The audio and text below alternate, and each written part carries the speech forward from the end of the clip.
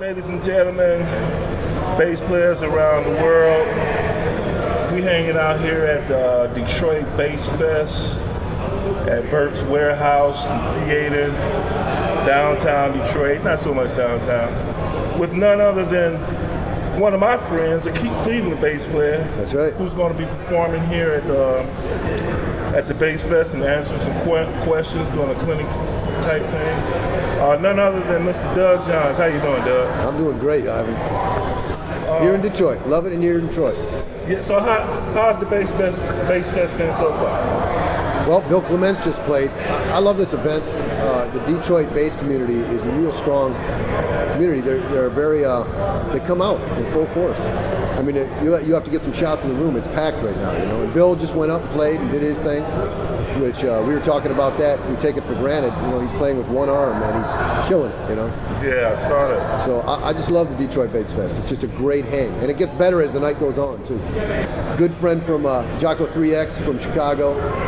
We've done a lot of shared dates together. And JAUQO's always cool, and he's got a new drummer tonight. So if I could plug what I got going on, we got a new CD that we're releasing here at the fest. My new CD, I should have a copy here with me, called Blomp. And I'm featuring my new drummer tonight, Jay Sims. And then of course the show is going to be closed with Nate Watts, who I'm excited to hear Nate's wisdom. You know, I got to talk to him a little bit out there, and I'm a big fan of Nate Watts. Nate Watts is here already? Yeah. I didn't even see him. Yeah, he's here. He's running around outside out there. Okay, well, I'm not going to keep you, man, but I always like to know, and I've always wanted to know ever since I knew you since 2008 or 9, whenever it was. We've been knowing each other that long? Yeah, but we met at at one of your bass shows. Okay. Then at the Guitar Center. Those were some years. Cool. Now, one of the questions I always wanted to ask you, and it's one of the questions I always ask a lot of people. Yeah. When did you start playing the bass, and why?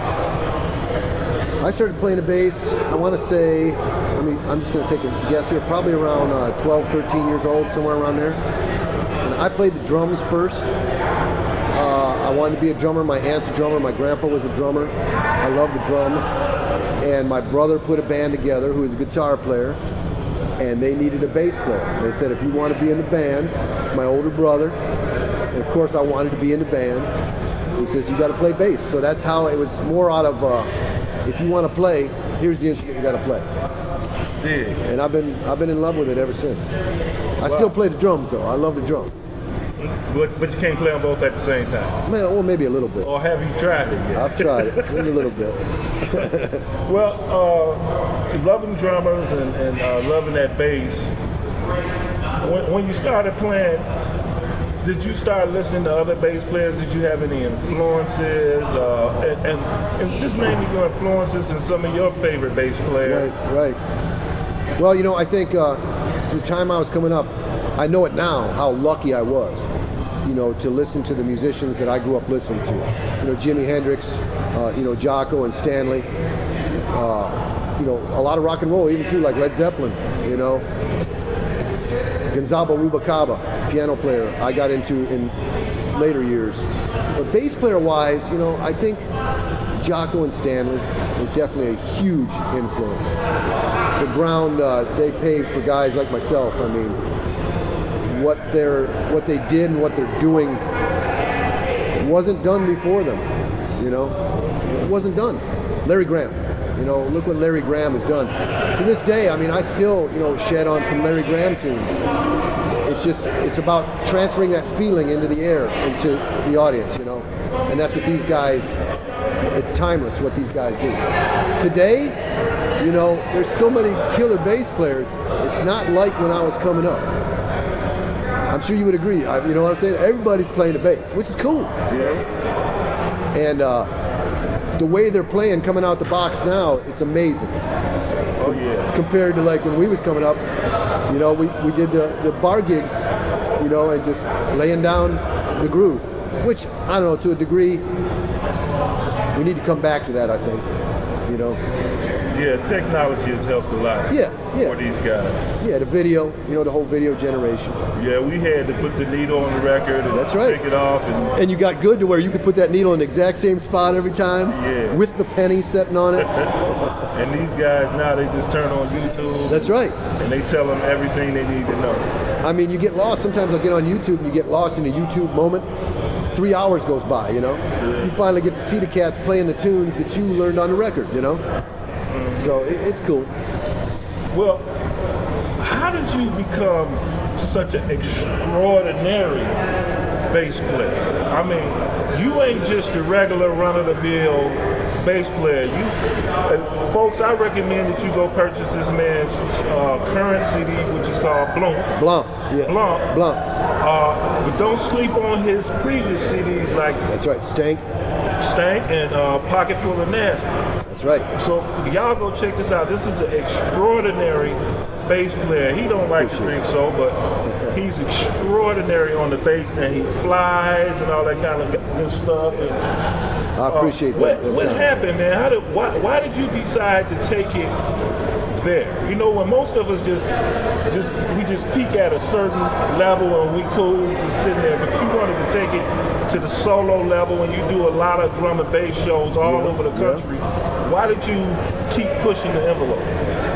I don't know. I do have a short attention span. You know, so I do. You know, it's one thing I've noticed as I've gotten older. I've got a short attention span, so I'm always looking for new areas to go.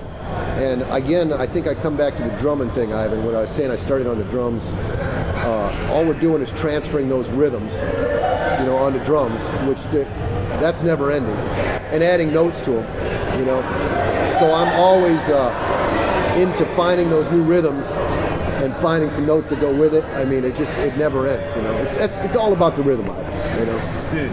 Okay, so do you thump or am I imagining you thumping, or are you just plucking hard? How do you get that thump sound? It's funny because I don't know how to do what they call, I think they call it double thumping. I don't know how to do that, you know. I mean, I hit the string like this and pop back up with the fingers, but I dig into the strings kind of deep with my fingers. And I think a lot of times people think I'm doing this when I'm actually just doing it with my fingers, you know. Absolutely, that's what I thought. Yep. Until I saw you, and then I was like, wow, this guy just taking things. I'm not doing a whole bunch of this, but some of it, you know. Right. Just kind of digging in. I call it digging in. You know, That's exactly what I call it. You dig in and push real hard, and it gives you that blump. Yep, that blump, exactly. The trick, though, is not getting so aggressive that you can't muscle it too much. You know, you want to get that same snap, but you shouldn't happen to be exerting tons of energy. You know, you want that nice focused motion. You know. Right, and does a low setting on your action to help with that? Oh yeah, yeah. Pretty much my neck is holding up my strings. You know, I do set them low, but you know, you can live and die by that. Like if I do a record date, I'll loosen up the neck and bring the strings away. You know, certain songs and certain music requires a certain setup on the bass. Okay, man. Well, like I said, I didn't want to keep you. You ain't keeping me, man. Is it? Before I let you go, we just gonna take a little bit at your set at your clinic right quick, okay? Okay.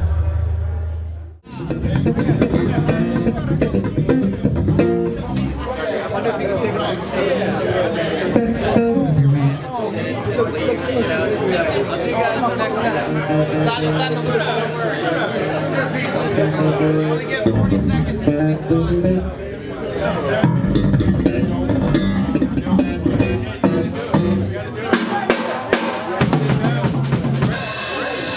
I feel like I can talk on it.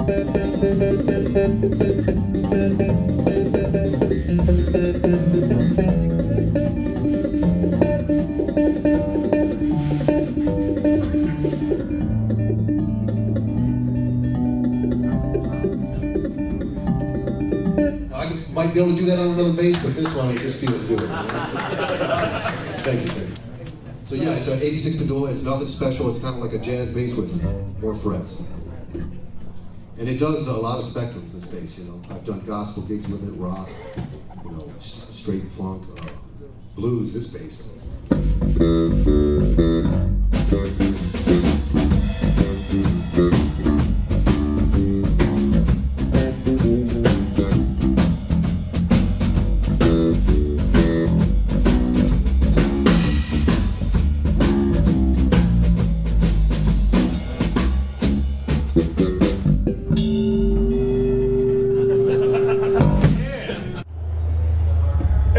wonderful, man. That was really wonderful what you just did. Is there anything you'd like to say in closing, man? Yeah, I think I'm going to stay on this drum thing. If I could say anything to bass players out there, get behind the kit, you know, and realize what it's like to be working with the bass player from that drum chair. Because if you gain that understanding, you'll become a better bass player. And that's it in a nutshell. Okay, now speaking of drums, we got right over here. That's right. I got your drummer over here, man. Come on over here, Jay, in the camera. Yeah, pull up a chair. We got So let me tell you a little bit about this cat. We met years ago. Jordan Simmons, we call him Jay Sims. How you doing, everybody? He just got the chop. He's got the drop. He's got a really mean pocket, and it's a magnetic pocket. That's what I always call it. And your name again is what? Jordan Simmons. Jordan J. Sims is my stage name. Simmons. Now, do we find you? Both of you guys reside in Cleveland, right? That's right. Yes, Yeah. sir. And you got another show. When your next show coming up, man? In case somebody see this one. Well, at the Winchester in Lakewood, Ohio, just outside of Cleveland. Was it December 22nd? December 22nd. We're doing a show there, and we're starting to book for the year right now. I'm sure we'll return to the Rocky Mountain Bass Slam, which is usually around May or June, and you know, events such as the Detroit Bass Fest. You know, right. NAMM show. Yeah, I forgot about that. We had NAMM this year. And that's NAMM in January. January, yeah. January, Yeah. I hope to make it to NAMM. You gotta come out, Ivan. You gotta come out. Bring my camera and bass this time. Hey, you'd be like a kid in the candy store, man.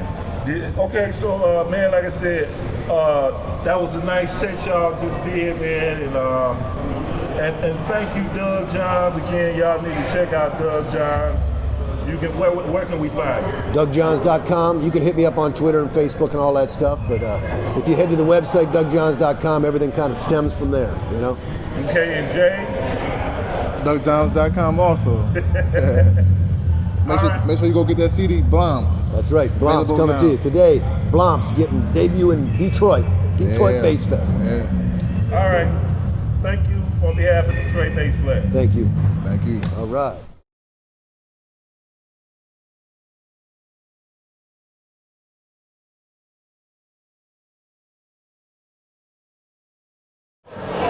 We're in Detroit Bass Fest with a couple of Bass Roundtable alumni, Mr. T. Wash, Mr. James Francis. Yeah. What's happening tonight, man? Hey man, there's a lot going down here. I'm about to get ready to check out the great Nate. And he's gonna get it on up in there again. It's been going down in here since earlier today. I had to go home and get me a long sleeve shirt. You know what I want to get? It's kind of chilly up in here. I want to get a shot of me and my bass on stage next to the post. We also got in the Bass Fest Mr. King. none other the original alumni of the basement, Mr. Reginald Canty. What's up with you? And we got another alumni. Y'all might not have seen him in a while. This is another Detroit Bass Players alumni in the basement, Mr. Pastor Eric Thomas. And we also got another alumni, Mr. Donald Meeks, was in the big basement at the Stardust, another Detroit Bass Player. All right. What's happening tonight, man? Oh man, we just checking out the exotic guitars and checking out some of the exotic foot pedal boxes. You got the bass booster preamp.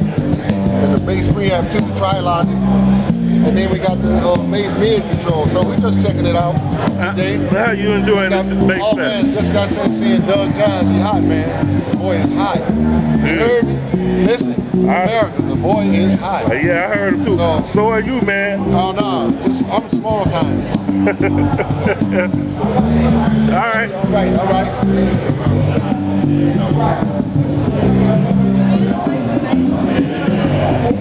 Also hanging out the Bass Fest is another in the basement alumni, Mr. Kevin. And he don't even play the bass, man. But he's still an alumni. I do play a little bit. How you enjoying this Bass Fest? I really like it. I really enjoy it. What's so good about it? I'm just getting a lot of information from these guys. A lot of good, helpful information. Okay. I might pick up that bass. Okay. Show you guys how it's done. Just got to get my right hand together. All right, good. Also at the Detroit Bass Fest, there's none other than Miss Karen Fox.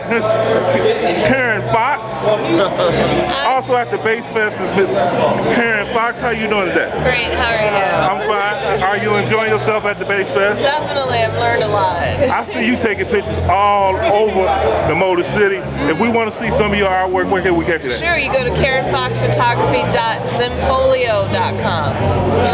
Okay, cool. Zenfolio? I can find it. ZENFOLIO. Alright, that's cool. Who else we got at the Bass Fest?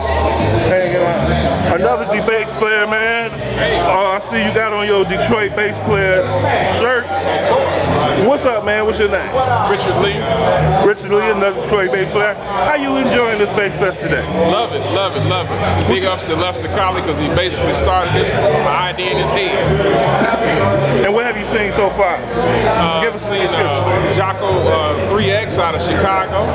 Seen Doug Johns out of Cleveland. And they both put on great clinics.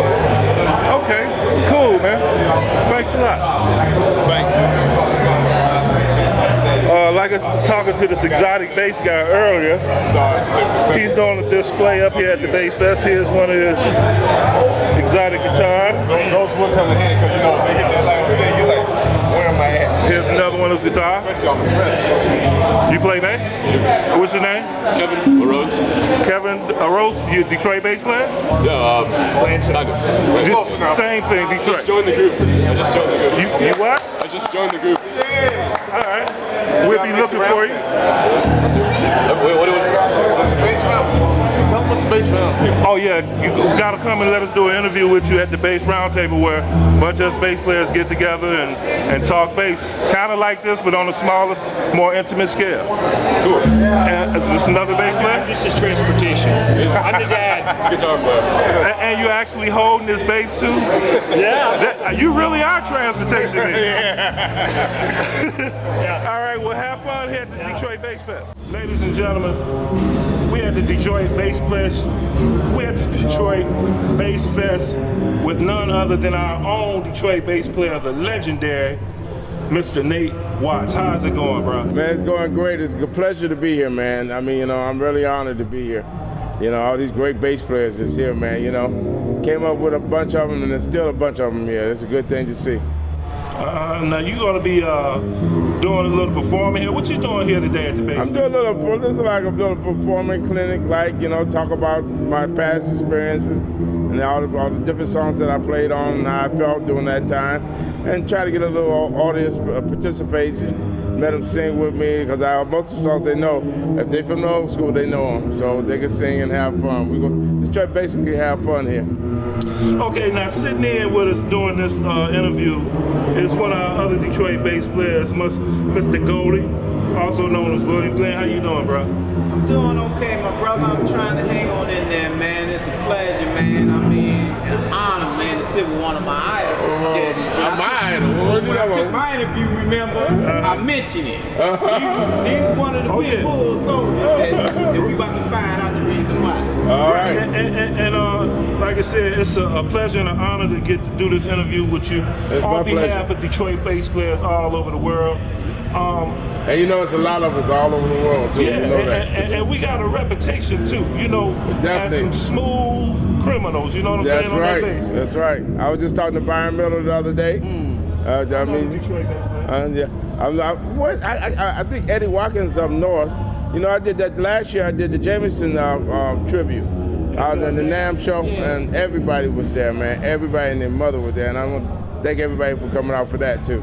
Well, let me ask you something. It's a tradition of mine. When did you start playing, man? When did you start? 72. Same year I started. That's 72. I played trumpet through Northwestern, through high school. 72. I started playing. Actually, I started a little bit before 72, maybe about the end of 71, because I played with the Final Decisions. I think that was 70. It was 72. It was.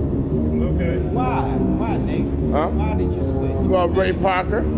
Oh. We and Ray Parker had a band in elementary, right? Me, Ray, and Ollie. Okay. And we grew up on the same block. Yeah. On Virginia Park. Yeah, on Virginia Park. We all grew up on Virginia Park. Okay. I was 5 doors in, and we grew up together. We had a band in elementary. And so he got with Marvin and started going with everybody around town. He said, man, you should get a bass. And then we could be like Hendrix. We could be like Hendrix. We'd be like Hendrix. I got a bass and he left. He left with Steve. Okay, well, the other one, and this is essential, this is something I really want to know. By you being an influence to so many of us, who were some of your influences as a bass player? I met Jameson, Lucky Green, Chuck Rainey, let me think of even Stanley. I wasn't in his field, you know, I didn't play like him or anything, but I loved to listen to him. And JAUQO was a mother. Oh, yeah. JAUQO was on, and then you know what? They're doing a documentary now on JAUQO. A friend of mine is Rob Trujillo. From Metallica is doing a documentary. He's getting everybody in it. It's gonna be a great documentary for JAUQO. You gonna be in it too? I'm in it too. Yeah, because I know you met him around the time he was around. Cause y'all did shows together. Yeah. Okay, man, I ain't want to keep you, but before I let you go, we're gonna just gonna take a peek at your piece at the Detroit Bass Fest. Yeah. All right. I guess I get started, guys. I want to thank you guys for having me to come. I really appreciate it. It's good to come home and see great people. And I'm gonna need all of y'all help in singing us this song because we have no singers, no people up there. You gonna sing it, Ralph? No, y'all want Ralph to sing it? Okay, that answer that question. That's sure. So the first song I'm gonna do is "Do I Do." I just want to go through a little bit of it and let you know. And once again, thank you for having me. We'll start first off. Okay, who's gonna sing that? This side. Do I do? Come on, man. You can sing. Okay, that's good. Next note. Do I do? Do I do? That's good. Okay.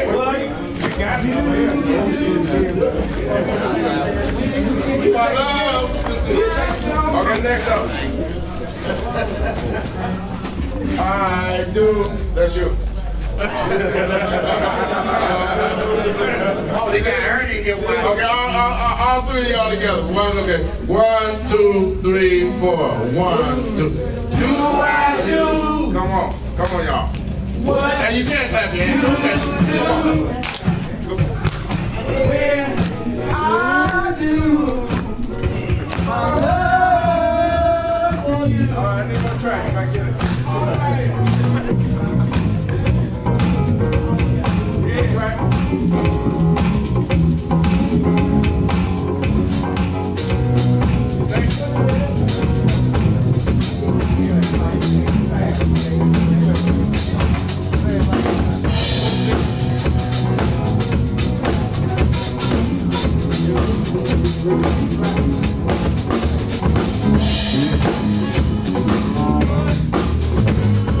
Come on, y'all. Thank you.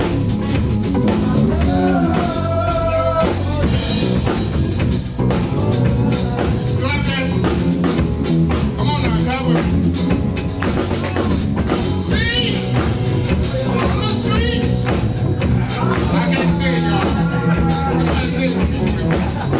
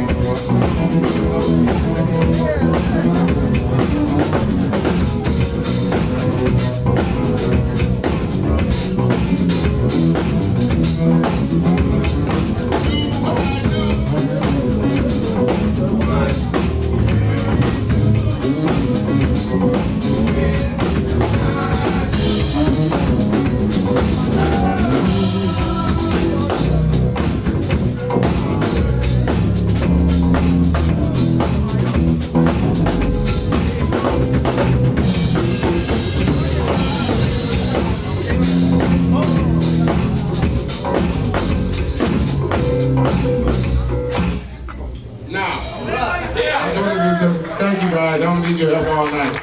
Anybody got any questions they want to ask about me or anything they want to talk about? I do. You can't say nothing. Wait a minute.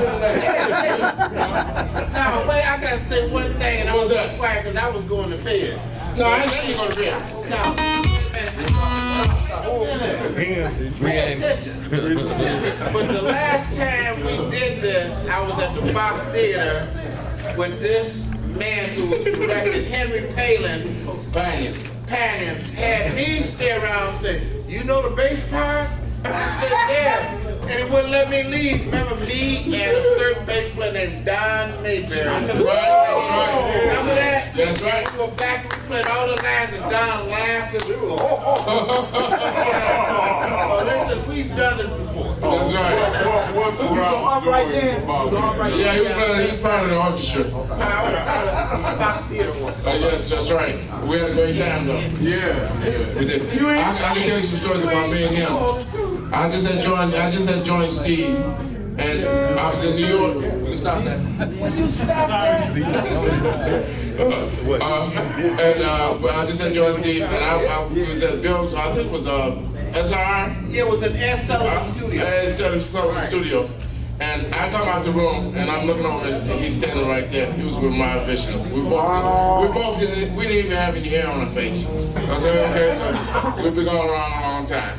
Any questions from you guys? Hey, you didn't really tell them the whole thing, though. What happened, dig this. I had just got... Let's come around story. Here we go. He brought me here, I was my own damn business. The first rehearsal I had with John McLaughlin, we were going to London. And I heard this music. I look over the next room. He was over there with Stevie. We started our careers at the same time. It was weird. That was very weird. And the reason I know Ralph, I used to play trumpet when Ralph used to come around on the bandwagon. Yeah. It was playing bass and I was playing trumpet. It was amazing. It was amazing. And you know who's here too? We want to give all the praise to who, Ralph? Mr. Ronnie Rodgers. I was one of Ernie, none of us would never. I want you to stand up, brother. You got to stand up. I mean, he brought so many kids out of our neighborhood to play, to learn their instrument. It was the most amazing thing in the world. And we can't thank you enough, Ernie. Thank you for coming. You know I love Thank you for coming. Yeah, that's why we're not robbing y'all now. Okay. I just want to know what was your first bass? Was it Brazilian? My first bass, believe it or not, was a 5-finger special called a National. You know what a National was? Anybody know what a National was? Montgomery Ward. Montgomery Ward. That's right. That's right. Okay, here's a go. What was the Sears name? Silvertone. That's right. T-Stone Walmart was terrible. T-Stone became That was copy of And of course you don't have that bass anymore. No. Look, I wish I could have all the basses I had before. No, I don't. I let my nephew keep, family. There wasn't more I can say. Yes, sir. What frame of mind or vibe were you in when you was doing Do I do? Yeah. We had it was 3 o'clock in the morning. Okay? Because with Stevie, it's like nighttime all the time.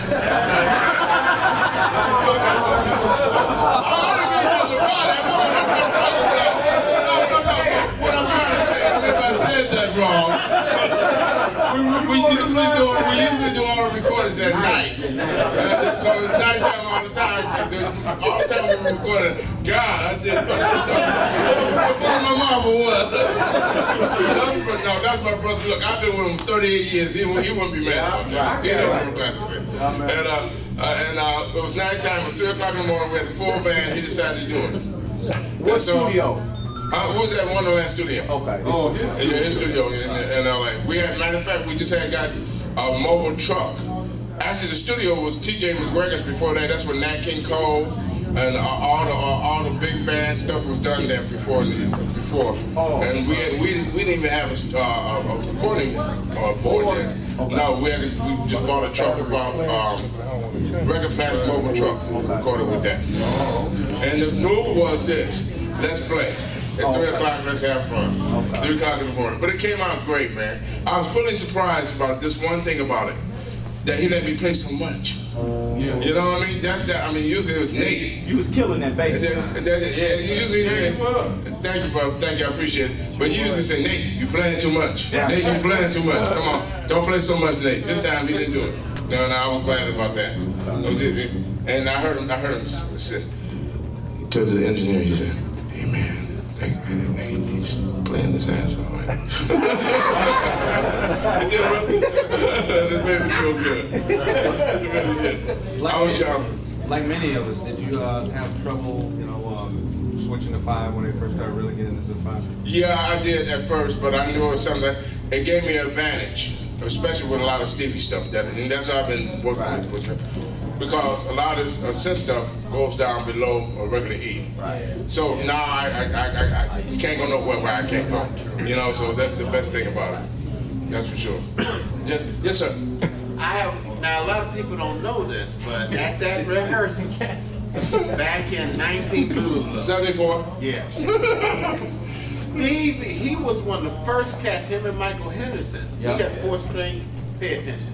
We had 4-string. And Stevie made you tune the E flat. Wrong. I was already in the E flat. Oh, wait a minute. He was. You know when I started playing the E flat?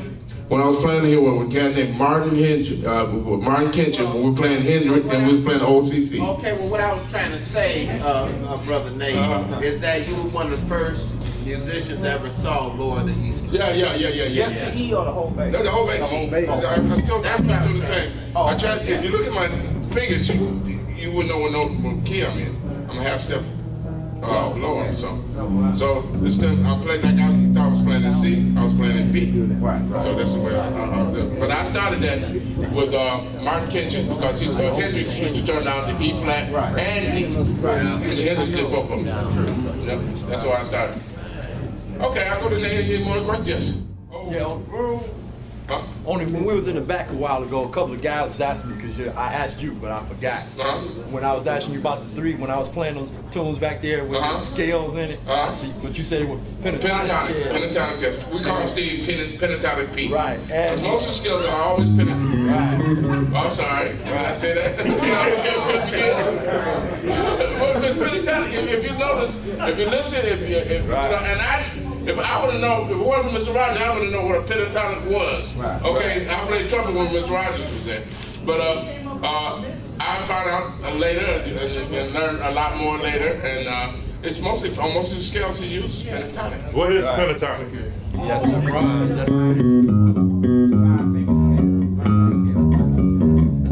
Like the scales. Right. So?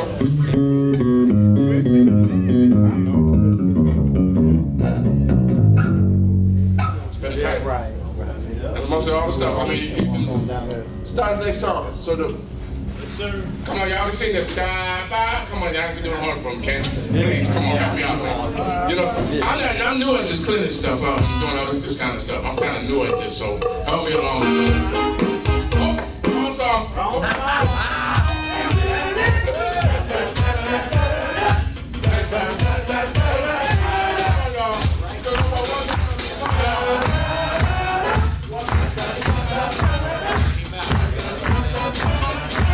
Thank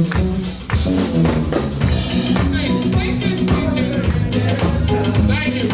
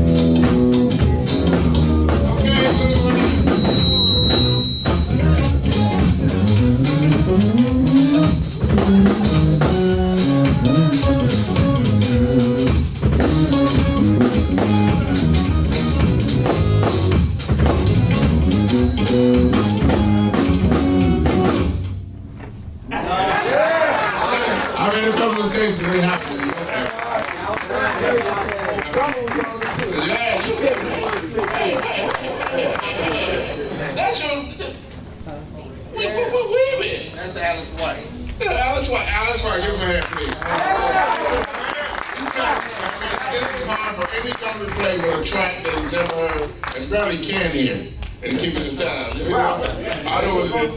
Any questions about Sir Duke or anything else?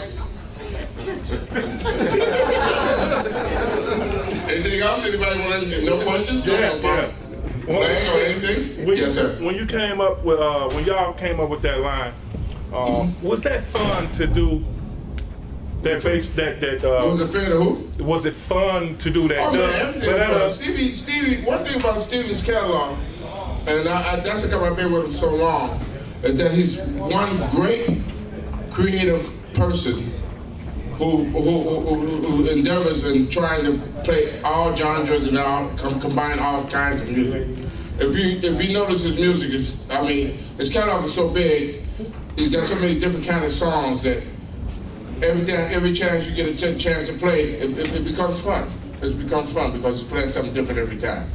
So this was another one. I was young. Right. I'm what, 21, 22 years old, and playing music like this. Never had heard anything like that before, because I was playing with a local group called the Final Decision, and it was great. It was great.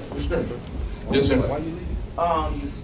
Now on the tours now, Stevie change keys every other night if he feels like it. He changed keys on you in a minute, dog. Trust me, brother. And he will change. You got to know he will change keys.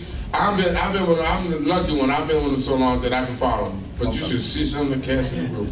They be like, what's going on? You know what I mean? You know Roman, dog. Yeah, I know Roman's your dog. I got Roman again. I've been knowing Roman for years. That's for sure. I want to do one thing right now. I'm gonna do that. I get to it. I wish to. I want to bring Ralph up. It's one thing that I never learned how to do, and I really appreciate knowing Ralph and as great he is as upright. I played a couple of upright songs, but I never was taught on upright. I self-taught myself.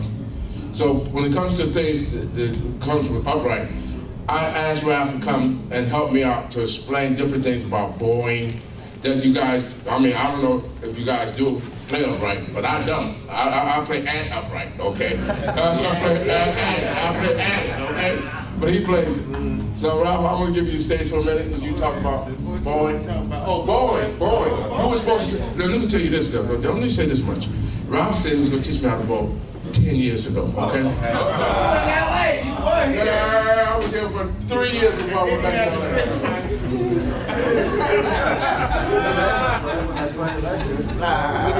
Let me give you the mic. Well, I was going home. No. But Brother Nate brought me out tonight. In Lester College. Let's give Lester a hand. Even though he's been rooming with Stevie, you can't see. And hitting all the wrong buttons. He got mad. I wasn't supposed to do nothing tonight. Oh, we don't need to do nothing. I just, okay. Now they got me up here. How you like me now, Les? I'm just joking, but the thing about the bass violin, this is a Warwick Triumph bass. For example, A flat in the half position is the first finger. A is second. B flat is the fourth finger. B, this is called shifting. B is with the second finger. C is with the fourth finger, with the third to assist. C sharp is second. D is with the fourth. D sharp is second finger. No, pay attention. Please. You know how much money it will cost you to get this right now? And I'm giving it to you, getting it for free just about. Okay, we're in the start of the fifth position. This is E with the fourth finger. The sixth position, F, you eliminate the fourth finger. Use the first finger, F sharp, second finger. Where the harmonic, the seventh position, G, third finger, because the notes get narrower and you have to eliminate the fourth finger. So I'm going to show you a chromatic scale going down with this technique. This is so you know where the notes are.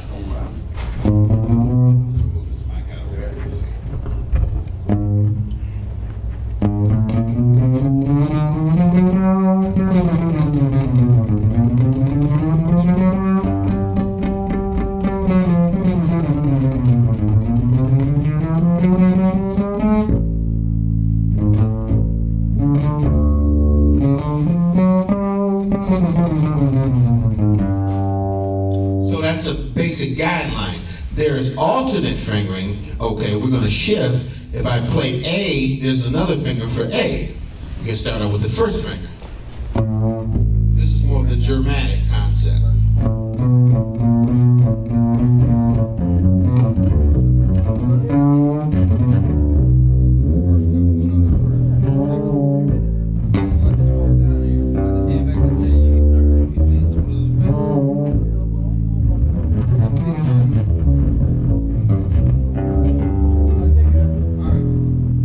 So, you know, it's a science to it. I can't go into detail. We'll be here all night. That's for sure. You know, but that's, look here, pick on square. No, Nate. Now, I just want to know, I've never been able to bow.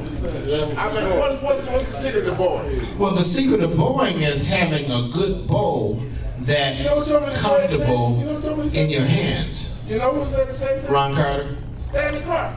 Well, that's my brother. You know that, Stanley. You, man. He said he would take me out and get a bow. That's right. No, tell that sissy to give you one of his bows.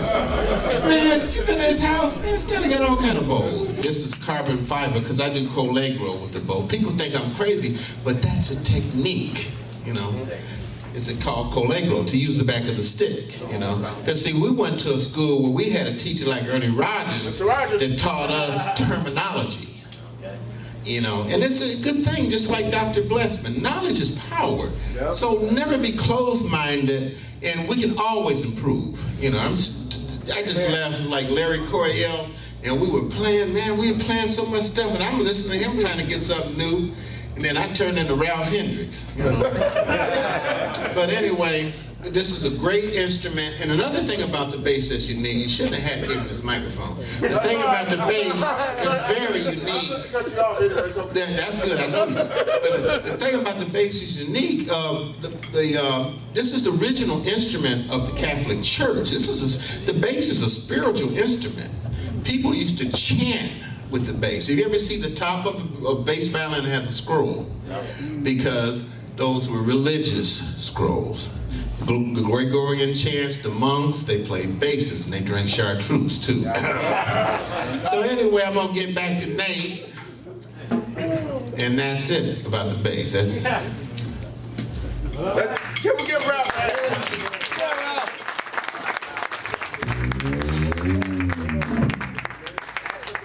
I want to thank Ralph for coming down. I mean, I needed that, and I thought he would be more than willing to do it for me, and I really appreciate it. And do it for everybody. You hooked me up with Larry That's it. Anybody might know this song? Now, you know, oh, this would be good. You know, anybody know this song? Yeah. Okay, let's do this.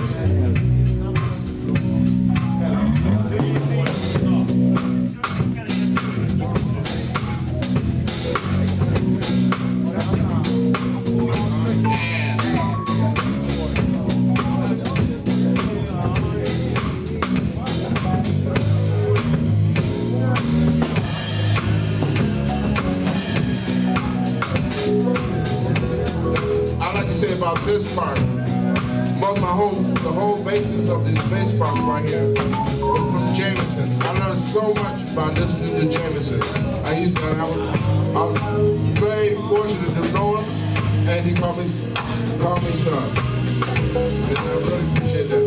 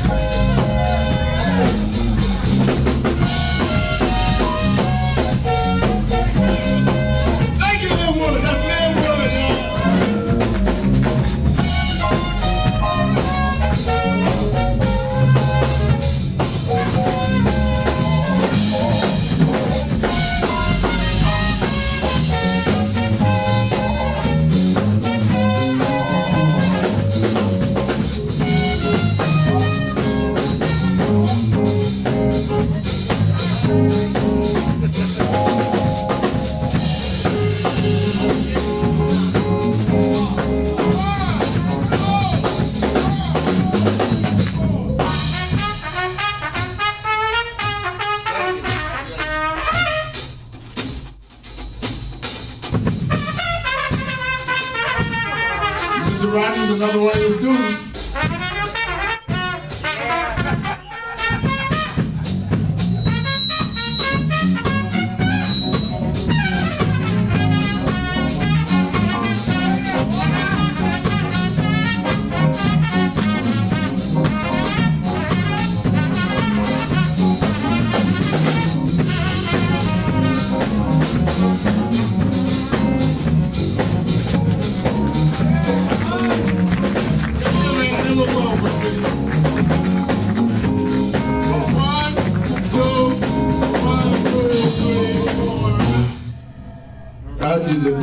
Thank you, ladies and gentlemen, for coming out. I think I made up enough crazy enough about myself. I appreciate everybody coming out, and thank you for the Bass Society of Detroit for having me. Okay? I appreciate it. Okay, so now we back. We saw a little bit of. Now, is there anything, man, that you wanted to say before I let you go? Dedication. Dedication. If you really want to play, you got to be dedicated. And it takes luck. I was lucky, but I was dedicated too. I used to stay in the weekends and play in the basement. here in Detroit to learn how to play bass. Listen to the records. Oh, you got some killer bass lines, bro. Yeah. Listen to the records. I've been lucky. I've been blessed, and I thank God for the blessing. All right, now, if we wanted to keep up with you or see what you got coming up for the future, how can we get... The Real Nate Watts. TheRealNateWatts.com. All right, that's on my website. TheRealNateWatts.com. Okay, and what you got coming up? Huh? Oh, we're getting ready to go to, we're doing a House Full of Toys with Stevie. That's a benefit we do every year in LA. And then we're going to Rio on the 21st of December. Okay, and one last question, I'm gonna have to edit this, but what kind of basses you playing out there? I'm playing bosses. I play mostly bosses on the road now. I put all my good ones up. They like to crush one of them one time, and they've been in storage ever since. But the Bossa is a great bass. It's light, and it's got a good tone. You'll hear, when you play the stuff, you'll hear. It's got a good tone for it. I'm using Harkey amps. Matter of fact, I'm donating the Harkey amp to Cass Tech here. Good. Yep, the amp up there? Yeah. I got them sending. Yeah, I'm donating that amp. That's Cass Tech High School. Yeah, because I was gonna send it to Northwestern, but they ain't got no music. They ain't got no jazz band no more. They took everything. That's one thing that hurts me more than anything is that they took music away from my kids, from the kids in the city. All right, well, like I said, I ain't want to keep you. And ladies and gentlemen, on behalf of Detroit bass players, we'd like to thank Mr. Nate Watts for hanging out with us here at the Detroit Bass Fest. Thank you for having me. I appreciate it very much. All right. Yeah. Baby up nice and hot. That's the horn section.